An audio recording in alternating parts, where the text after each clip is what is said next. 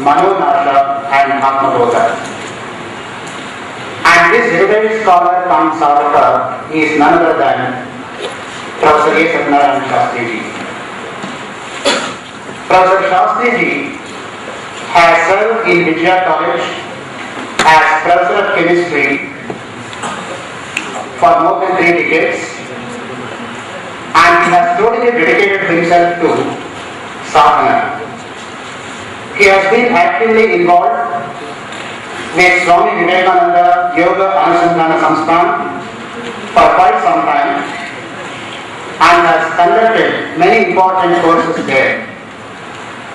Professor Shastryji's lectures on Bhagavad Gita every Monday at Shankar between 6:30 and 7:30 p.m. for many years, and his learned lectures on Upanishads at Meditation Friend Circle are well known to the spiritually oriented citizens of Bangalore. He has interacted with many leading scientists who are internationally well known. Professor Shastryji's expertise especially lies in Mandukya Upanishad, Gaudamada Karitas, and of course the present text Yoga Vasishtha, with which he has been for half a century. I don't think we can find a better person to speak on Yoga Vasishtha than Professor Shastryji. And indeed Pratisthana is highly grateful to him as he has accepted to deliver 3 lectures in a series of 18 days on Yoga Vasishtha. With these few words, without standing before you and the learned speaker, I humbly request Professor Satyanarayana Shastryji to kindly come onto the dais and conduct the deliberations. I am happy and excited to see that such a big number of audience is here, consistently maintaining itself for a period of 16 days and 18 days. I should congratulate the organizers for such a venture, unheard of in conferences where spirituality is the subject. At best we have a 7-day seminar with formalities taking away 2 days, the inaugural function and the valedictory function, and each day a prayer component, a prarthana component together, and Bible and all that. Here it's a thing stretched over 18 days, unheard of, and the interest of the audience is continuously being sustained. It's a remarkable feat. I had my own strong misgivings. In fact, when Arun Kumar suggested why not we do Yoga Vasishtha, because I was talking superlatively about the text, he would say why not this one. I had very heavy misgivings. It may go above the level of the audience is always my fear.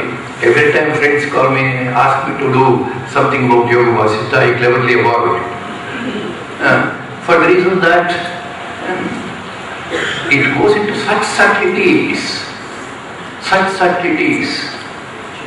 A simple Upanishadic text goes into such levels of elaboration, such levels of penetration, that one should be competent to manage things at that level. Short of that, it may be difficult, was my fear. And Upanishad itself is an Anubhava Grantha, Anubhava Shastra. It is all the more so here. Every bit of it is a matter of Anubhava. Logic doesn't find a place here. Upanishad itself stands at the position where logic has no place. That's the position, or that's the stand of the Upanishads. Naisha tarkena matirapaneya, na tarka shastra dagdhaya. This knowledge is not for one, or one cannot manage this science if he is buried himself in tarka.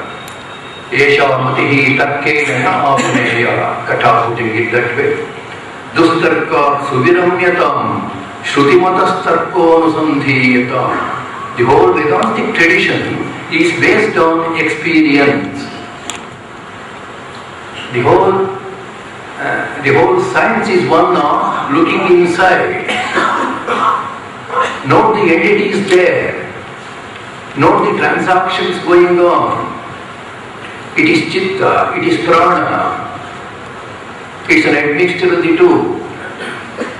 Even at the Upanishad thinking level. A scientist with a sense of utter objectivity, with a sense of keenness, you go into the inside and start making observations. Where is the place of logic? This is where Upanishads stand in well-set distinction from the other darshanas. Other darshanas are at best speculative. Anumana pramana adharita. There is no experimental base for them. They are speculating about the nature of the universe, sometimes about the nature of Atma. It is speculation.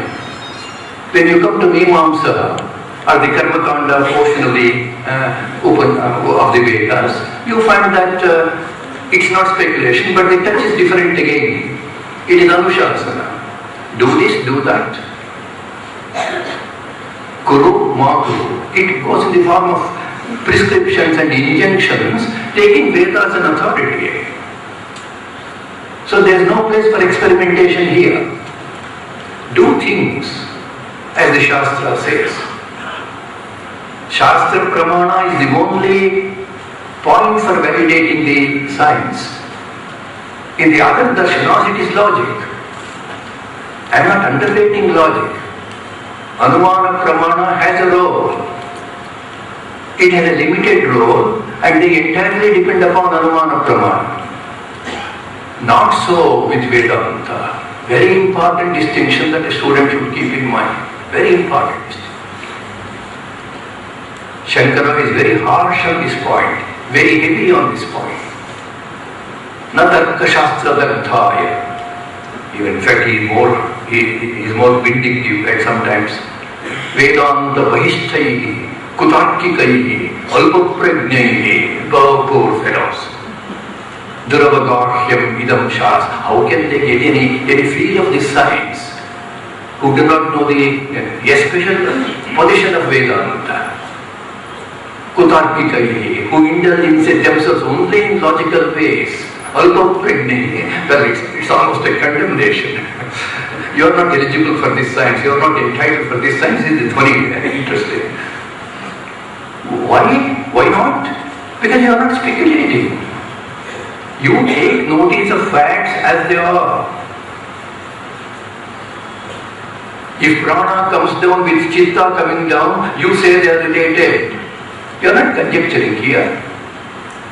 If prana is made nidhana, if chitta correspondingly becomes nidhana, you just say they are connected. You just take notice of facts. Experimental approach, scientist approach, typical scientist approach. Can we manipulate chitta? Can we manipulate prana? What is the difference between prana and chitta? Are they identical? Which is the prior position, which is the later position? Can manipulating one automatically manipulate the other? Are they at all manipulatable? This is the study.